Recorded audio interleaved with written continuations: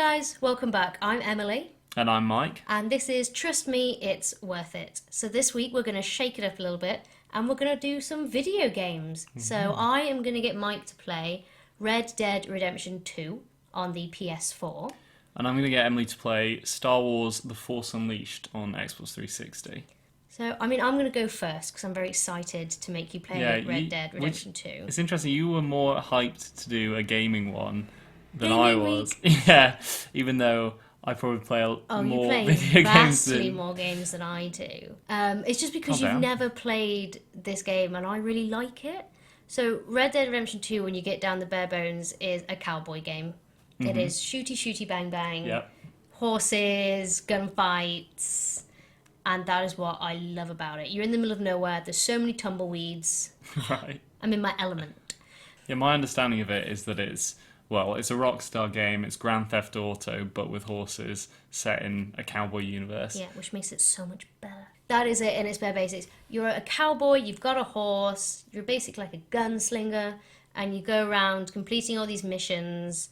And in Red Dead Redemption 2, it's specifically to get away from the law, which I love more because you actually have a base camp. In the first Red Dead, in this giant map, you have no place that you call home, no base camp you keep going back to. You can rent places, it's not the same. And so what I love about this one is there's a lot of movement. And I think what I like about the Red Dead Redemption games in general is that you go at your own pace. You don't have to do the mission. I know you're not one for open world, but I'm hoping that by playing this one, you're going to love it.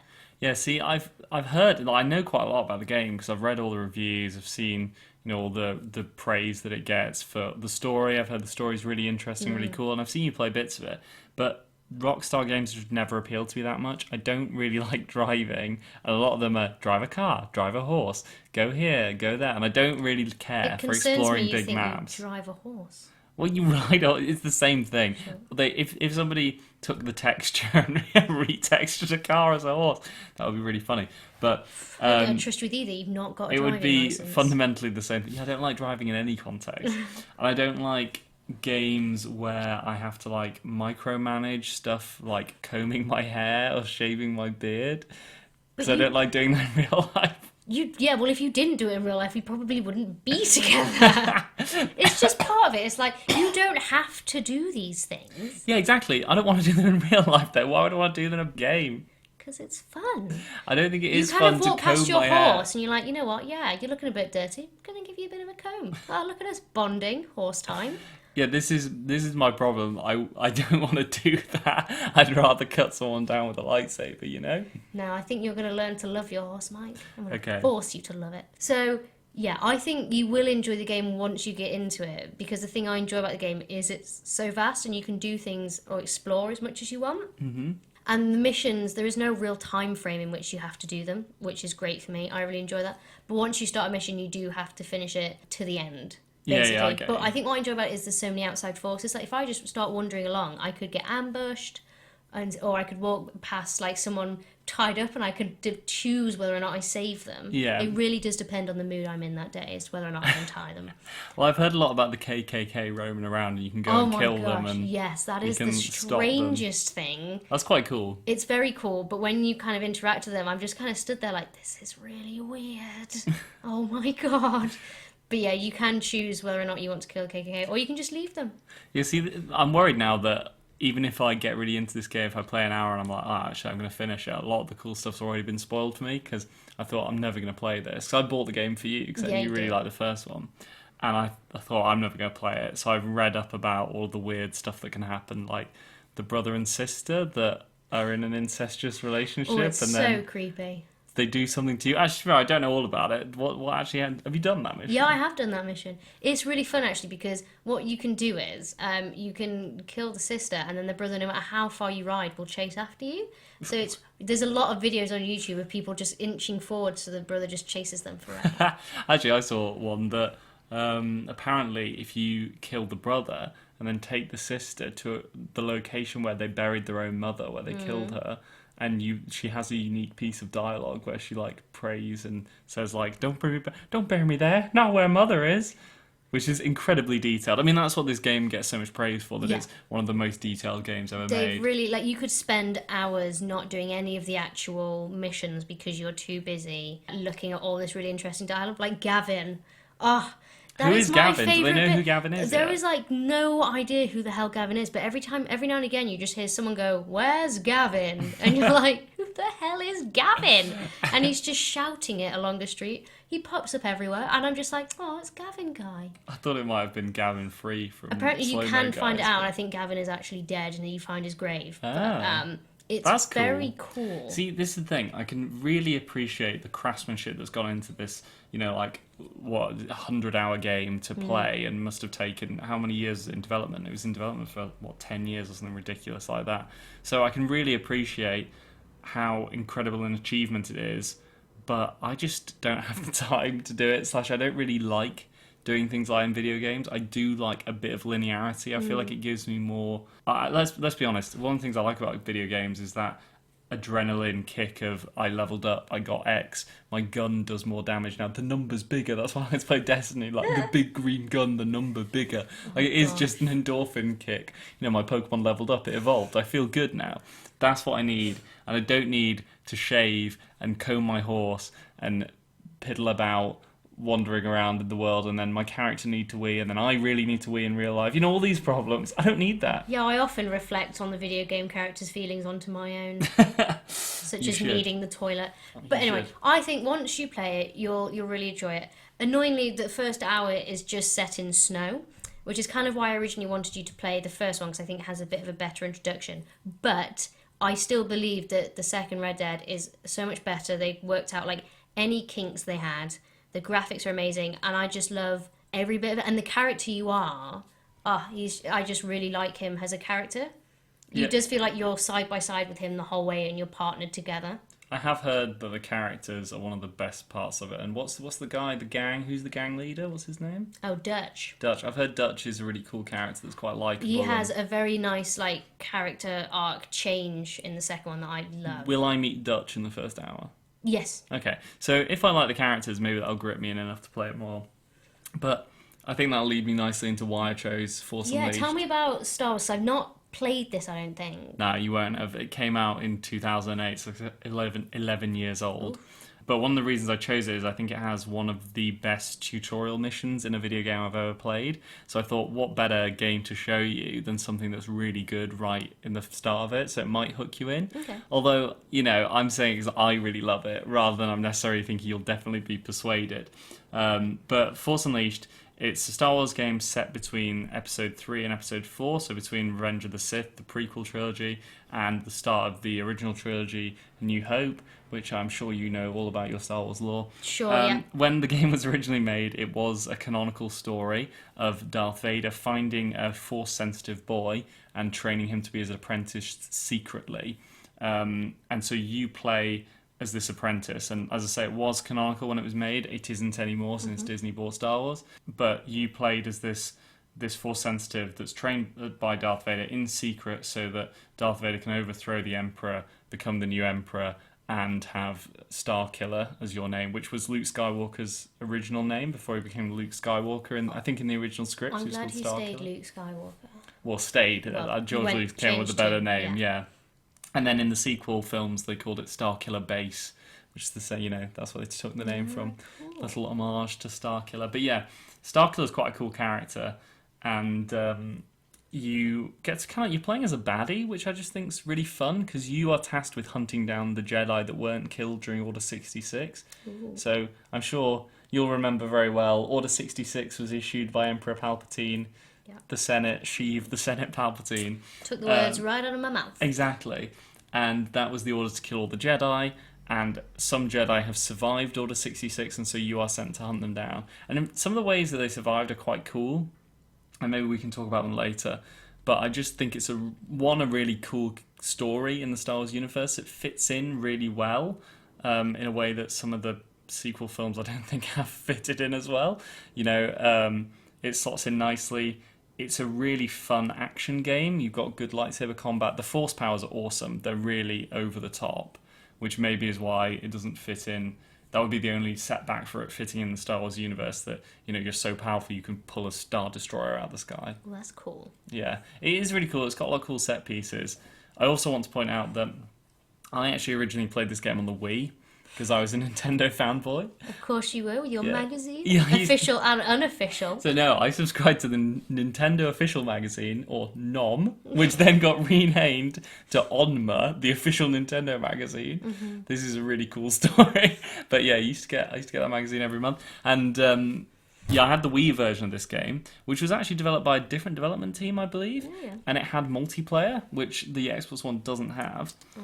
And so we can't play this one together, unfortunately. Aww. But the multiplayer is pretty much just waggling the Wii remote at your opponent. But yeah, so the Wii one had some slight differences. It doesn't look as graphically nice as the Xbox One. Mm-hmm. And you hold the lightsaber forwards like a sane person, because it's like a Wii remote. Yeah. In the Xbox One, he holds his lightsaber backwards like a badass. Because that's kill mode. You know, you turn the gun sideways. Oh, yeah. It's the Because it makes equivalent you of look that. cooler. It is much cooler. Yeah, so I actually have played this game at least twice because I bought the Xbox version afterwards. Yeah, so you get to play as a baddie. I think you might enjoy... Yeah. The reason I wanted you to play this was because the tutorial is just so fun. You play as Darth Vader when This is the story of how he discovers Starkiller. So you play on Kashyyyk, which is the Wookiee homeworld, and you basically just get to kill Wookiees. And you get to pick them up, throw them off cliffs. That sounds really mean to the Wookiees, though. Like, every fibre of my body saying, no, not Chewbacca. Yeah, but don't worry, it's not Chewbacca. He survives. But the rest of his family and friends. Well, I don't know what happens to Tarful, his father. You'd know Tarful was his name, of course. I'm showing just how nerdy I am. You've literally just shown the whole world how nerdy you are and how much little I know about Star Wars, because I'm sat here like, yeah, what was his name again? Toffle? That just sounds like the girl that when I'm a Celebrity. I don't know, you sent me that video earlier. You were like, hey Mike, check this out. And it was Star Wars, but only scenes with Yaddle in. So that's pretty cool. And to be fair, last week you told me Plo Koon was your favourite character. What the hell is a Plo Koon? I think you should just give it a go. Half the audience are applauding me and half the audience are crying right now. I'm naming obscure characters. This is a characters. great time for us to pause there and to play these games, because I don't know what you just said. Are you ready? Yeah, I'm ready. So let's see what happens this week in Red Redemption 2 versus Star Wars The Force Unleashed.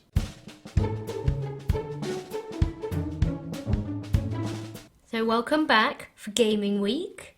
Obviously it's only been 5 seconds for you. It's been a hell of a lot longer for us. We've both played the games now. Mike with Red Dead Redemption 2 and me with Force Unleashed. Yeah. Forget the names, great. Well, you've just finished playing Force Unleashed, so why don't you give me your thoughts on it? I've handed you, while you were playing, I was taking notes and vice versa, so I've handed Emily my notes that I took, which is mostly just quotes of what she said while she was playing. So yeah, but what did you think overall, just general impressions? I enjoyed it, but I'm not gonna lie, at one point I was a little bit bored and was like, oh, is this it? It did feel at one point a bit like endless corridors. To me, like, the start was really good. So you start off and you're just so overpowered and you're knocking Wookiees left, right and centre. And at one point you do a jump up and I was like, woo, flying spider, dive, which was great. I really enjoyed that. Although admittedly it didn't give me much of a, this is what all the buttons mean. So it felt like I was just doing a classic mash them until I work out what works. Yeah, so I'd sort of forgotten this. In my memory, the Darth Vader mission was the tutorial mission, which it sort of isn't, and it kind of, because I watched you play it, and it kind of felt not tacked on because it's a great mission, but it did feel like there's a tutorial that you get after that when you actually start playing a Star Killer. But I kind of like that because you just get thrown in as Darth Vader, and you said at the time, you were like, this is too easy, and I was like, yeah, you're Darth Vader, you're overpowered. And I think that's fun that you just get to fiddle around with the buttons and see what they do. Yeah, it was quite cool being Darth Vader. But then obviously you don't end up as Darth Vader for the rest of it. You're Star Killer? Yeah, Star Killer. Great name. I think you just sort of get known as like the apprentice. You don't really get name reference. Yeah, you just kind of apprentice, bald dude, whatever you want to call him. So yeah, I kind of enjoyed that. And then you go along and it is a lot of, as I say, it is a lot of going through corridors, and it kind of gets a little bit repetitive because I'm like, oh, this is almost like an identical room to one I've just been in. Okay, this guy has a little bit more power, but not much, and it's still just me hitting buttons and going bang, bang, like, which I enjoy to a certain extent.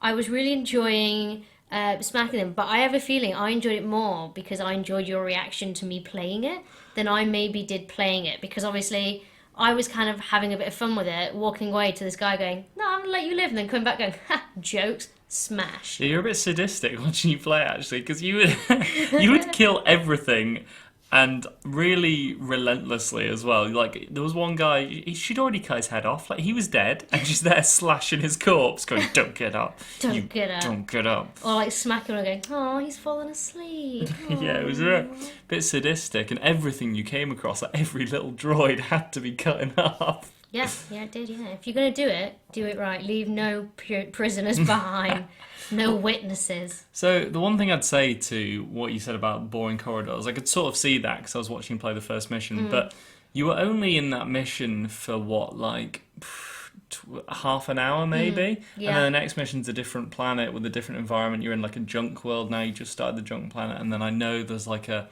one of the levels on, I forgot the name of the planet now, but it's a flora. It's pronounced Yeah, you can't. It came up with the starting crawl that we were on Kashyyyk, and Emily pronounced it. Yeah, didn't even attempt I to have pronounce established Kashyyyk. that I would just never be able to pronounce any name in Star Wars, so I'm just going to make them up. Mainly because it frustrates you and I really enjoy it. No, it doesn't frustrate. I don't expect you to know the name of a made-up Alien planet. Yeah, exactly. That Good. doesn't exist. But yeah, so it was less tutorial than I expected. The graphics, bless them, are like, having played such newer games, are Well, like Red Dead Redemption looks gorgeous. it's gorgeous. Compared to this, like, it's very basic. Of course, the only woman in it, her tits are out. I was like, oh yeah, no, okay then, that's fine. And then she has a sassy walk in which her tits are somehow always the forefront. There's only two walks I've established these people have, Yeah. and that is either boobs up, where they look like they're having a sassy walk forward, like swagger, Yeah. or the robot has like gorilla walk and it's like shoulders hunched forward. And I'm like, what happened was they made two different walks and went, yeah, no one will notice. We'll just not Yeah. make them walk next to each other. Berate. I mean, there's only been about 4 characters so far, and one of them's a genderless robot, and the other one's Darth Vader. So of the 3 new characters, one's a man, one's a woman, and one's a robot. So they're doing okay on the gender front. And I know a lot of the Jedi in it. Yeah. A lot of the characters you meet are female. However, I suppose all the grunts that you just kill in are just dudes in armour, so they're just stormtroopers. Yeah, or I kind of rebels. enjoy it though, because you, with the Force, you get to like throw them. You can throw them into each other. You can throw stuff at them. There's a lot of very inventive ways, and you get rewarded for the more like creative creative ways ways of killing people, which again sounds very sadistic. And you take their health as well, which I really enjoy. So you'd only just started, because you'd only done level 1, you Yeah. didn't really get to... I kept being like, oh, throw a lightsaber in them and then shock them, because at the end of the game you unlock a load of force powers, and you can combo things really well, so you could like pick someone up, throw your lightsaber into them, then electrocute them, and then while they're electrocuted with your lightsaber into them, you can throw them into somebody else and it'll cause a big like chain explosion. Sounds like some kind of ninja move. You can do all these like cool combos, but because you're right at the start of the game, you couldn't do that. But you said you you hated pausing the game to level up. Oh, this is like the worst, because I have this with any game. I hate it when a game makes you stop right in the middle of action to make you read or something. This was my only issue with Pokemon, which is why I can never play it, is because all I want to do is walk through the grass. I just want to walk through the grass. I don't want to get stopped every 5 seconds by some kind of Squirtle or something going, fight me. I'm like, no, Finding a wild just let me Squirtle get from would be A pretty to cool. B. And this is the same thing. It's like, oh, because every now and again you're like, Emily, you need to stop and update your forces. You've got to add some extra power onto that. And I'm like, but I'm right in the middle of a fight. Well, you don't have to in the middle of fights. No, you don't. But I feel like up until this point, there's been no point for me to pause and do that, because it's not like I have a moment in between missions where, I don't know, Yeah, there's no there's hub or base. anything, There's no hub, yeah. there's no base. It's just continuously going through. So at no point do I have that breathable time to go, yeah, maybe I should spend a bit of time reading this. Because what I want to do is, and you saw me do it, I just quickly pressed the first 3 things I could see so I could get back to fighting. That upset me so much. I'm not reading anything. I can't do words. No, because you're so hyped up and you're in the moment, and you're literally paused halfway through, like slashing a guy in half, and then it's like, here, read these sentences to work out which force power you want next. I'm like, no, I don't want to read right now. I want to carry on whacking people. That was an issue for me. To me, that's actually just a criticism. I think that's fair criticism, but I think that's a criticism of the time. Like, that just is telling that game 11 years ago, one, they didn't have the technology to make that menu where you didn't... Because it causes a loading screen, pausing and going into the level up screen. And I think, it's just a symptom of its time. Like, games back then, they all had level up screens. You had to pause to get to the level up screen. And hub worlds weren't really in fashion back in 2008. Yeah, I think I like a good hub world. So I think one of the other things that maybe is a slight criticism is when you get to like the first boss fight with the Jedi. This is after your Darth Vader. Against General Ram Yeah. Kota. He becomes a main character. He's a cool character. It's a cool character. Once you get to a certain point, you've killed him to a certain extent. There's then like a kind of like a cutscene where it quickly tells you to press like A and then B and then Y. That's a quick time event. Yeah, which is like and I was just not expecting it, and it took me a second because I've not played an Xbox in a while. I can't remember the controls very well. It takes me. It might be better for a more experienced gamer. Like you would probably have been like all over that. Yeah, it's would have fine. done it in one. I mean, quick time events get criticised by games media anyway because they're considered sort of a weak way of it was a having weak way of fight. ending a fight because I'd already been like battering him. Yeah. And I thought I'd done really well, and then it's like, oh, quickly, press B, and then you see like a short sequence, which is a cool sequence. Like, it's a cool bit of fight. But if I don't press B in like the first second, you've then got to quickly redo it. And I'm like, how many times would I have to fail this before, I don't know, he comes back to life? Or would I be locked in this eternal thing of, you've got to press it fast enough? Well, I think it depends on the game. I mean, again, that's kind of a symptom of its time. Quick time events have gone out of fashion a bit. I mean, God of War, you watch me play a lot of God of War on PS4, that has sort of quick time events in it, where you have to like press buttons at certain times. Yeah. But it's just to make cutscenes more interactive, because video games struggle with this thing of we want to make it look really cool and we want to have a scripted piece of action like a cool lightsaber fight, or for example in this fight you throw Ram Kota into the ceiling and then slam him on the floor, and then you have a little moment where he says that he sees himself in your future, and then you blind him and push him out a window. Yeah. And that scene, you can't force a player to do that. So how do you get this cool action that you've scripted in, but also make it a video game, so also make it interactive? And that's where the quick time event came about. But I completely agree, it's not the best gameplay. It does make you feel a bit admittedly, clunky. failing them is just awkward because it just sends you back and it takes you out of the immersion. But I'm so used to what the buttons on an Xbox controller are like. I can see you though, as when you were younger, when you were still are a really big Star Wars fan, playing this, and it is very cool because you are in the world, you're this really cool character, and you do get to be the bad guy, and I quite enjoyed that. Like definitely enjoyed that. I really enjoyed you being were the bad playing guy. into being the bad guy. You were killing everything. Such a villain. I think it's because my brain was automatically like, oh, if you kill everything, they don't respawn.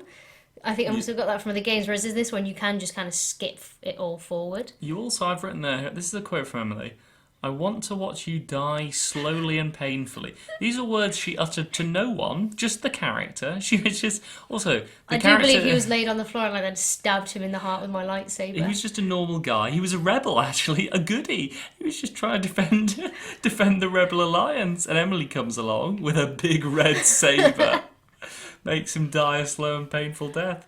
She just whispered it. I did, yeah. I think I have this issue with any game. I get too into it. And if anything, I blame you for egging me on, because I hear you laughing and go, oh, this must be fine then. This is okay. Mike thinks it's fine and he's the gamer, so it must be okay. I did think it was fine. I mean, to me, that proved you were getting into it, because when we first loaded it up, I was still like, oh, this is why I loved it. It's so Star Wars. It feels so Star Warsy to me. The music, like the setting... And just the way, like, they use Darth Vader, but they don't overuse him. Oh no, she doesn't run. Oh yeah, I forgot about this. Within the first 5 seconds, I was like, so he doesn't run? Darth Vader's too cool to run. So, yeah, okay, so we're going to slowly walk, which for me is very frustrating. I like to run for everything. I like to charge at people. You do not do backtracking either. If you miss something, you'll just... It's gone now. I'm just gone. Too late, it's gone now. Forget about it. Yeah, he just slowly saunters, and it's almost like watching an old woman try and cross the street, and I'm like, you can do it. Just Move faster. Yeah, so in the tutorial mission when you're playing as Darth Vader, you can't run, and I don't think you can dash. I don't know if you even press the dash I don't think button. I pressed dash. Yeah, I think that's like what I'm using to have with games where I will just hit every button and then I'll be like, okay, I know that A Oh, now I just does mash that. them all, so I don't know what does what, but I know they all do something individually. And I also enjoyed it when the tutorial said hit the left stick, and I'm watching you smack the right stick with so much gusto and looking at the controller in complete confusion. I'm like, Emily, that's the right. And you're getting your little hand out doing the L with your left hand to figure it out. It's Sorry. really sad, but it is true. Yeah, I did do that. You just walked past me really quietly and went, Emily, that's the right. And I was like, oh, great. It's because, again, I don't like reading. I just want... It's really sad, and it's a terrible trait to have. I just want to know what to do, and that's not how it works. But you have, when they're on the ship... You read a lot, though. Yeah, in games, when I'm in them or something. On the ship, though, before you go to the first mission, you do have a brief, tutorial bit where the robot is like, this is how you do this. But it's only for 2 bits. I feel like that was originally scripted to be the tutorial and they didn't have the Darth Vader mission. I feel like, I might be wrong, but it felt like that on replay or rewatching you play it, that the Darth Vader mission was put in afterwards, and originally the tutorial was going to be you fighting the robot proxy and him teaching you the basics, which is a cool idea. But it did make that whole Vader tutorial was a bit strange because they didn't really teach you any buttons. But I'm not sure you need to know buttons because you're effectively immortal. You're so powerful, you just whiz through it. But then, to be fair, that gave me a false sense of security. So when I was the other weedy little dude, You died instantly. I did. I died within the first 5 minutes because I was like, I'm invincible. No, I was not. But yeah, I enjoyed bits of it. But I think my issue is I don't know if I could play it by myself without having you there. Well, the thing that was encouraging me that I didn't think would happen was you were getting a lot better at it. And I don't mean that in a bad way, but you don't normally play action games, and you tend not to like frenetic action, and you really like the Legend of Zelda games, but you tend not to particularly like the combat. Yeah. And you don't really like fighting things, and you just tend to learn one jabby attack, and then you spam that, and you're happy to do your one jabby spammy attack. But I found you seem to be learning a couple of, not combos, but you figured out, you did a lot of jump in the air ///, which does nothing. Yeah. And then after a while you figured out I can jump in the air and be patient and hold the slash button, and then I'll do a ground pound. So and you learn to dash towards people and take them out. There was one room that you walked into, you picked up a box, threw it at some guys, they exploded, you dashed towards another guy, cut him in half, dashed towards another guy, picked him up, threw him into a containment shield that evaporated him. I was like, oh my god, I've created a monster. Yeah, I think eventually you get there and you're like, oh yeah, this does this, and this, and this does this. But I think the best bit that kind of killed me when playing was, obviously I upgraded something and you just looked at it and it was something like B, pause, B, pause, B, and you went, you will never be able to do that. No, I won't. I tried it and I was like, B, pause. And I was just like, no, I just like to spam it. If that was B, B, B, B, B, all over it. It was a flurry. It was X is the attack button, so it's X, pause, X, pause, X, pause. But I knew you just wouldn't be able to pause because I'm watching you hammer that X button. Yeah, did you have fun playing it? I feel like I can tell what you're erring towards. I feel like you're erring towards you had fun playing it, but would you go off and play it on your own? Maybe not, but... Yeah, I had fun playing it, but again, I think I had fun playing it because you were there and I enjoyed kind of playing it with you, and you were like, you're not doing this well. I'm like, yeah, I am. Or me making little comments and you being like, you're so vicious. I enjoyed playing it with you. Would I play it on my own if you weren't here? Probably not. I get that. I mean, how did you find the story? Because I'd forgotten how good and engaging it was for me as a Star Wars fan. You become, basically, Darth Vader gets his apprentice by killing this poor little kid's dad and then going, come with me. And then just steals him, essentially. Is that your Darth Vader impression? That was my Darth Vader. Can you do it again? Please. Come with me. No, it was good. I liked it. Yeah, very good. And then just the... No, perfect. That was good. That's what it is. I don't think you can improve on that. No, I don't think... It's just a wheeze, really. Wheeze! But yeah, so that's a really sad moment, actually. And then the kid grows up to be this poor guy that clearly gets abused but wants to become the next great guy.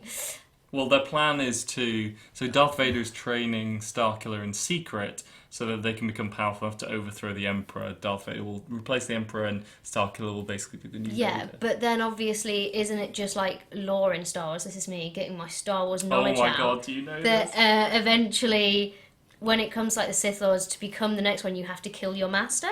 So whatever his name is, has to kill Darth Vader anyway. So I'm assuming that is how it was ends. That's right, schooled in Star Wars. You actually, that is the rule of two, yeah. Which is, I don't know if that's still canon in Star Wars, but it was from Darth Bane's. There are some books that were actually, God, this is awful, but some of these books were actually quite well written. Normally, I'm like, oh, it's just all crappy fan fiction. But they were quite good. Yeah, but were you engaged by the story? Like, so Yeah. Vader. The plan is for Vader. He wants you to be Luke Skywalker. He then tries to persuade Luke Skywalker to be, join him, be his apprentice. We'll overthrow the Emperor, and then I guess the I mean, Sith I'm are all supposed up to be. for overthrowing an empire, an emperor, whatever. Sure, sign me up. Yeah. But yeah, I mean, like I say, for me as a Star Wars fan, it was like dripping with atmosphere, and I wanted to know. Even though I've played the game at least twice through, I still wanted to know where it was going, because you feel a bit of a tension between Vader and Starkiller. Oh yeah. And then this new character Juno turns up. She hasn't done much yet, but I'm pretty sure she plays a bigger role later. Admittedly, I don't feel like I remembered the storyline when I was playing. I know you have like the kind of cutscenes, which are great and they are really good for like character development. But as I say, when I was kind of going through rooms, and even when I started off on the Trash Planet, at no point was I thinking how this would relate to a story. I was like, oh, this is just another level that I've got to get over. Fair enough. So I feel like the story for me, as good as it was when you first have Vader, and that is a really good moment where he takes on this apprentice, it didn't really resonate for me when just playing the game. Yeah, I mean, there aren't a huge amount of cutscenes, and so far in the game you haven't seen a massive amount. However, I think maybe it's just conjuring nostalgia in me that I remember it, and I remember how good, like, the main character's face looks really good for Yeah, a it 2008 does, yeah. game. But I mean, it looks janky by today's standards, but it looks really good for 2008. Fair enough. Well, let's talk Red Dead Redemption 2, because this has been a game I've been trying to convince you to play for a while, and I finally managed to get you to sit down and play an hour, and you got a lot further in it than I thought you would, which made me happy. And you were enjoying it when I was watching you play it. So tell me what you thought of Red Dead 2. Yeah, so I did have a lot of fun playing it. I think the thing is, everything I thought I would be annoyed by, I was annoyed by, but I still had a lot of fun with it. So, like, Jesus, the loading screens, my God. I know I've got an original PS4, not a PS4 Pro. I know this is a massive game, I understand that, but my Lord, it took a long time to load in. And that was just, like, driving me up the wall to start with. But it looks gorgeous. It's one of the prettiest games I've ever played. Yeah. And some just simple things like the physics, like at the start of the game, you're in a snowy area, and I just spent time like trampling around You the were just snow, walking knocking up, snow off trees. hitting trees to see if the snow would fall. Which it did. That's so cool. I mean, maybe that's a bit video game nerdy of me to think that's really cool that snow, you can interact with snow, but that's something that hasn't been in games properly. Previously the best we could do was a footprint appeared and it disappeared after a few seconds. Yeah. This felt a lot more like alive and real, and a lived-in world. And I think I wasn't ready for how much I was going to be enjoying the storyline. Like, I was really engaged with what was happening with Dutch and the gang, so maybe you can explain a bit better what's going on. Yeah, so they have just fled from Blackwater, which is a town in the west. And there's like a little kind of prologue, if you will, at the beginning, that tells you that basically the west is dying, everyone is becoming more civilized. And so they essentially were in like an ambush, and they've gone really far up into the north and over and round. So in these big mountains, there's a massive snowstorm, and Dutch, who is the leader, is just trying to make sure that everyone gets out alive. So he sent people on ahead to see if there's any shelter. He's trying to look after the women to make sure that they're all okay. And that's where you first meet your character, who What's is the name of the character? my absolute favourite, whose name escapes me. John Marston? Have I made that up? Who's You that? have made that up. So John Marston's the guy you play in Red Dead 1. So I didn't make it up. You didn't make it up. You've made that up. You not made it up. That's a fake name, Michael. You're so wrong. Oh, it's the one from the other game. You are Arthur Sorry. in the second one, because Arthur is my boy. So yeah. Arthur Morgan. Yeah, See? Arthur Morgan is amazing character. I love him, and that's when you first meet him and you become him. I'm quite glad that the story grips you, because I was really worried you weren't going to find the story engaging and you were going to find the cutscenes really boring. It was a fear. No, I definitely didn't find the cutscenes boring. I mean, I'm not that super into westerns, but I was really interested in where it was going, just because the characters are really likeable. Like, Dutch immediately is a really likeable character. I mean, he does the whole save the cat thing. He straight away is looking after the women and sorting everyone out and going out to find people that are lost. He's also just a nice guy, because he calls everyone by like their second name. Oh yeah, he's like, it's Mr. just Marsden, polite. can you do this? He's such a nice child. That's really boy. subtle writing as well. Like, is very well written. I think the scripting is good. But that comes to my big problem that I felt. I felt like I was playing a movie and not a video game. And that used to be a big compliment in the video game world, that video games are always trying to be like movies. Yeah. But it's a separate medium, and I don't think they should aspire, or not necessarily aspire to be like a movie, because it's an interactive medium.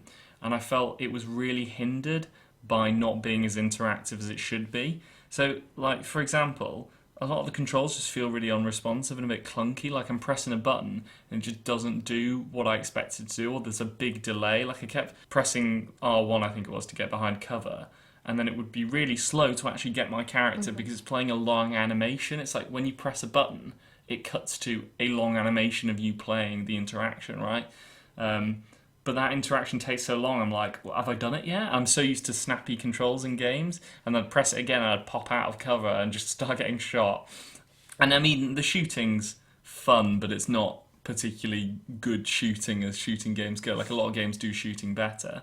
I think it does a good job of making it feel satisfying, because I'm invested in who the characters are. Yeah, I think it's very character driven in Red Dead. Yeah, I was just finding things a bit clunky about it, so I was getting really frustrated. I think you noticed this way. You know, I mentioned when you were playing Force Unleashed, you just smack all the buttons and you learn what they do.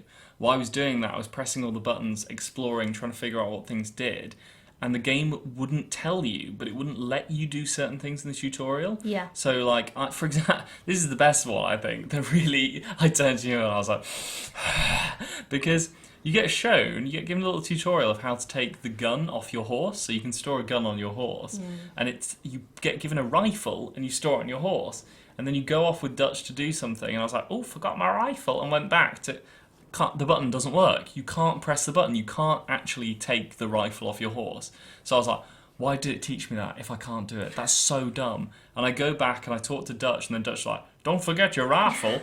What the hell? And now I am allowed to go and do it. And to me, that's just like, why are you restricting me from doing this? Why is this all so scripted? It's a game. I should be allowed to. There's no reason to stop me taking the rifle. If I've already figured out the button to pick up the rifle, I should be allowed to do it. And then it just confuses me, because it basically just creates an environment where I don't trust anything I've learned, because, again, like, there's a chase scene with a horse where you're trying to chase this guy down, and you were like, oh, you need to keep mashing X to keep up. And I was like, no, I don't, because I tried that earlier and it didn't make me run. Turned out when I was trying it earlier, I was just in a moment where I wasn't allowed to run. Yeah. But how can I know that? How can I know that I wasn't allowed to run in this scene? Like, I'm pressing all the buttons trying to figure out what they do. I do something, I learn it doesn't do that, so I don't try again. You know, I'm not doing keep trying something is a sign of madness. Do you know what I mean? Doing the same thing over and over again, hoping for different results. What Red Dead Redemption 2 does, because it's such a big game, is it very much holds your hand during the tutorial, which for gamers like me who have not obviously played as much, is very useful, because it goes slow for me, which means by the time you get into the actual game, I feel ready enough to go out. Whereas for someone like you who has played loads of games, you're very much like, I know what to do, I know how to play a game, just let me go. Yeah. Just take the reins off, take the training wheels off, I've got this. So I feel like once you get past the tutorial and you're given that free rein, you will really enjoy it, because then, like, the sky is the limit and you can do whatever you want. Well, I was having the most fun when we got into the part where we were sneaking around. So Dutch and the gang, go and find these guys that are planning to blow up a train track and steal something from a train, and you go and ambush them and kill them and steal the plans. And I had a lot of fun there because I was quite invested with the crew. You know, you're hanging out with your boys. You feel part of it. It is very immersive. And then sneaking around, and you get the decision to like take point and shoot them, or to wait for send the guys in first. Obviously, I just shot them. But I found that really fun. Like I said, the gunplay's not very advanced, but it's perfectly serviceable. It's fun. It's quite easy. Like there's a lot of snap to when you just auto aim. You know, you can just ping off people, which I think suits it. I just feel like it's made by people that I feel like kind of want to make a movie more than want to make a game. Like it doesn't. I liked the sneaking around and playing it, and I have to admit, if the new Pokemon game and the new Star Wars game weren't coming out, I'd probably sit down and put a lot more hours into it, because I could certainly see myself enjoying it more and getting quite invested, and certainly wanting to figure out where the story goes. Yeah. I think my thing is that as much as I enjoy playing games, I really enjoy watching you play games, and I especially enjoy watching you play games I have already played, or that I really enjoy, because then I know what's happening, I know what's coming, and I like seeing your reaction to things, because it's often different to mine. Well, also things that I react differently to you. I was surprised that you found the sneaking around bit quite interesting, because it is just like maybe a minute of you just kind of walking through the snow with Dutch, which I thought you would find really boring, because you're like, where is the action?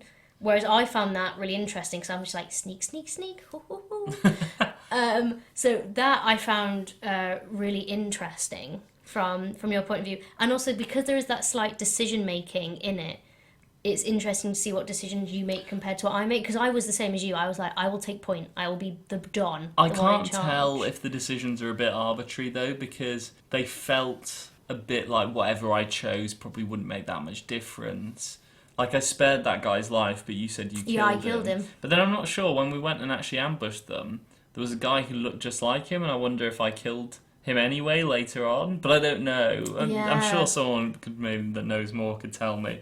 But it was kind of hard to tell whether those decisions made any difference. But even if they don't, the fact that I think it might have done means it's done its job, right? That's cool. 100%. I feel like I've had some agency, but that's what I felt.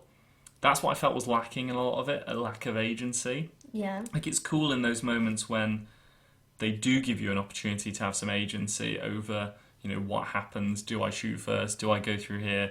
Do I save this man's life, or do I just kill him? To give context, that a guy ambushes you and you beat him up, and then you can decide whether you kill him or spare his life. And I spared him. I couldn't bring myself to kill him because we just killed all his mates. Yeah, you're savage. You're a lot harsher than I am. Yeah, I was, yeah. Yeah, and stuff like that I felt was cool. But my issue with it was just, the hand-holdiness and the way it just felt like a movie with sometimes gameplay elements tacked on. So there'd be moments between cutscenes where all you would do is walk to a door and then a new cutscene would play. Yeah. I was like, why do I need to even take the controller and walk to the door? It doesn't really feel necessary.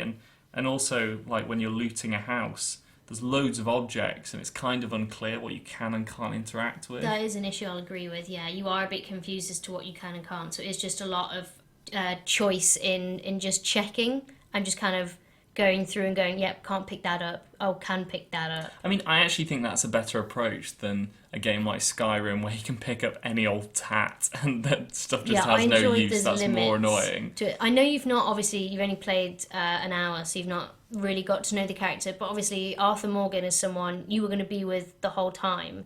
And I found, once I got to the end, you get very attached to his character and you get very emotional with him. Like, I don't want to create any spoilers. You cried at the end. I cried at the end because you do. Like, when I played the original Red Dead, I was like, no one will be able to outdo John Marston. He was my favourite character. And then the moment you become Arthur Morgan and you get to know him, you become very attached to his character because it feels like you're playing alongside him to me rather than through him because he has his own decisions, as you are. Like, he says things and you don't have to agree with him.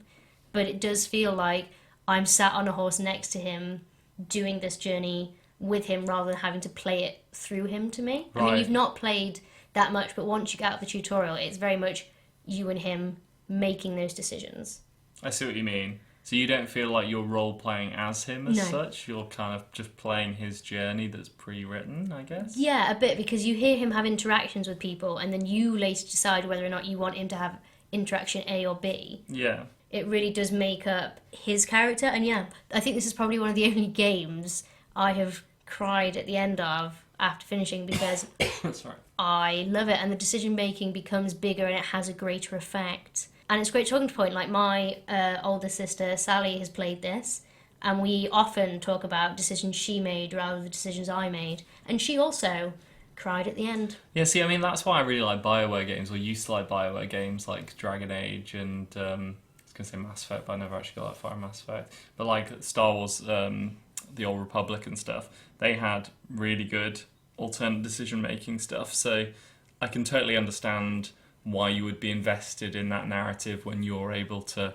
make story changes. But I think, I'm being kind of nitpicky about a lot of stuff. I'm nitpicking about, I found the tutorial a bit hand-holdy. I found the menus really clunky. I found the controls a bit clunky.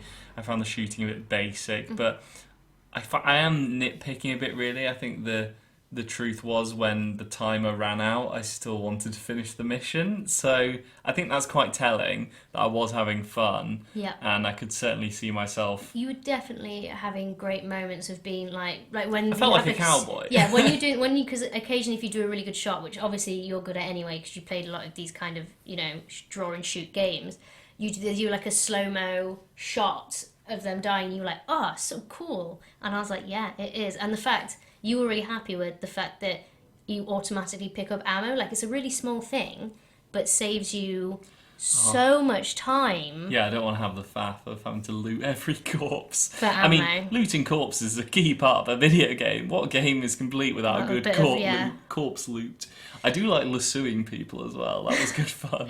I liked hog-tying that guy. You can hog-tie literally anyone. Perfect. That sounds great. I could see myself having a lot of fun messing about, but I think there's a weird line where I'm half of me is like, I just want the story, and half of me is like, I just want the messing around mechanics. Yeah. And the two together almost don't gel for me. But maybe, I've not played it that long. Yeah. Maybe that's unfair. Shall we make our decisions then, Mike? Is there anything else you want to add on to that, or shall we make those final calls? I don't think so. I guess I'll sum up in saying I think it looks gorgeous. I think this is a game for people that aren't necessarily that into games, actually. I would recommend this. If anyone's made it this far into the podcast that isn't that interested in video games, I think it's Red Dead Redemption and maybe other Rockstar games. They kind of get a bad rap because they were famous. They're like Mumsnet hate them because it's all swearing and violence. But they are basically like, Scorsese films or something in a game, right? I think, especially for me, because that was one of the first, as I say, Xbox games I played that wasn't, Harry Potter and the Chamber of Secrets. It's very much... Top quality game. Yeah, still a top quality game. Completed it, mate. It's very much a great game if you aren't into games and maybe, your boyfriend, girlfriend or brother is, and you want to get into it with them, because it's a great talking point. And it's just a very easy game. Like, you can just sit on a horse if you're not sure what to do and just ride around, and eventually you'll stumble into something and you can just go from there. And I feel like maybe if you're a film buff, it would be quite cool as well. The writing's good. Like, if you're into writing and understanding how to tell a good story, I think it's probably... I haven't even got that far in, but from what I've heard from everyone else, sounds like it's great. So, Mike, Red Dead Redemption 2, is it worth it for you? Do you know what? I'm not sure I will have the time to go and play it right now. Mm-hmm. But yes, I'm going to say yes. I think it is categorically a good game. And I think even if it's not necessarily worth it for me right at this moment, I would like to go back and play it sometime. I definitely think it's worth it for most people. I'm quite happy with that, because I knew it would be a bit of a stretch, because you have this vendetta against Rockstar Games. And when you first bought me Red Dead, you were like, yeah, I enjoy you watching, you playing it, but...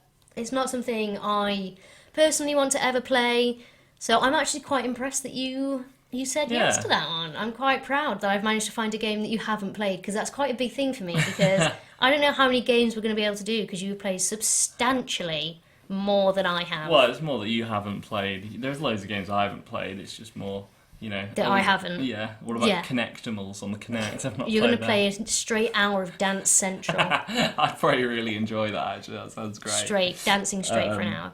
Yeah, it was good. It was good fun. I think the characters were hooking me in. Dutch just seemed like a cool guy, and I've heard all the stuff about him maybe turning evil or something. So I want to know It's how a that great actually story turns arc. out. But yeah, I think it was good. We'll Force Unleashed then. I feel like I've skewed it now because I've said one. We can have a draw. You No, can I mean, enjoy it too. it's fine. I think my issue is I'm kind of like you. I'm of two minds. It's one of those where it's like, after we finish this podcast, do I want to go back and carry on playing? The answer is probably no. But if we're having, I don't know, a slightly boring Sunday afternoon and you're like, oh, do you want to play a bit of Force Unleashed? I'd be like, yeah, all right then. I think for me, it's not 100% worth it unless I'm with you, which sounds so gross and romantic, disgusting. So for me, I think it's worth it for people who are really big Star Wars fans. And if you are a big Star Wars fan and you've not tried it, I would recommend it because it is so cool to play as Darth Vader and be the baddie for once. Do you seem to quite enjoy the combat as an action game? Do you think it's like a worthwhile? I know it's quite an old action game. Yeah, I really think it is because once you get the hang of it, and I still don't think I've got the hang of it, you feel very cool, and it is a lot of technical fighting and getting those button skills, I suppose, under control. Yeah, I mean, you can mash your way through it. You can mash your way through it, but it's definitely easier. So admittedly, I think this week I'm going to have to go with no, it's not worth it for me. I'm really sorry. But it doesn't mean it's not worth it for other people. And as I say, I'm not really bothered about the storyline. I'm not bothered about finding out what happens. See, I think what we're going to have to do is I'm going to sit you down. We'll watch all the great Star Wars films. So that's all of them, maybe except Rogue One. But that's all of them. We'll watch episode 1. We'll have a good time. Watch episode 2. We'll have an even better time. We'll watch episode 3. You'll have a fantastic time. And then we'll play Force Unleashed because that will fit in chronologically. And you'll really appreciate it. It'll be like a fine wine, Yeah. It'll have grown on you by then. You'll be a fully fledged Star Wars nerd. Maybe I will. And you'll be like, Mike, let's go to Comic-Con. I'll dress as R2-D2. Or maybe I won't. Mike. Maybe I won't. But yeah, I think that's 2-1 to me now. Oh, so all right, okay, fine. Yeah, we are. Sure. We're scoring this. Yeah, sure. People need to know. Okay, fair enough. Can we do our catch-up bit after this, though? Yes, we definitely will. So, if you've got this far in the podcast, congratulations. Please do try both games, because admittedly, they are both great in their own right. If you enjoyed listening to us, please give us a like, a follow, a rating, if you will, on Apple Podcast, so that we can continue doing what we're doing and get some feedback at the same time. That would be amazing. And coming up next is just a quick catch-up on the last 2 podcasts we've done and whether or not we've finished watching those things.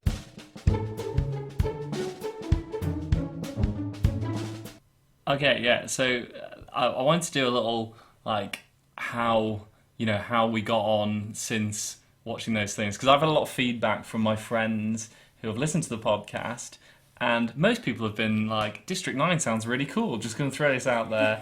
This is our after hours podcast. Yeah, I got a lot of shame for not finishing District 9, and just as a brief catch-up, I've still not finished watching it, and I never will. And do you know what? I did watch Tall Girl. You did finish Tall Girl. I actually stuck to my word, and we watched Tall Girl, and oh my god, it gets worse. What was the milk crate for, Mike? Why did he carry the milk crate? So he could stand on it to kiss her. I can't believe I did. Do you know what? I'm more disappointed at my own lack of intellect for not seeing that coming.